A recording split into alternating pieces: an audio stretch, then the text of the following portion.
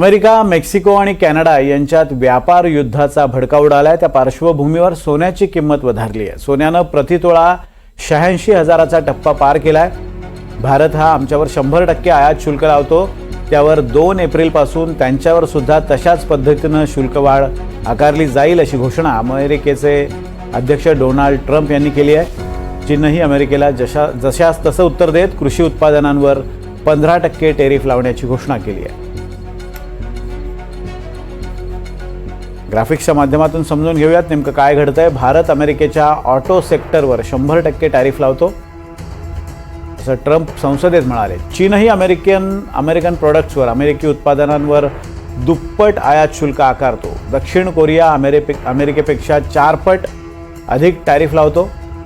तर 2 एप्रिलपासून भारत, चीन आणि दक्षिण कोरिया या तीनही देशांना जशास तसं उत्तर दिलं जाईल, त्यांच्यावर सुद्धा तशाच पद्धतीनं कर आकारणी केली जाईल।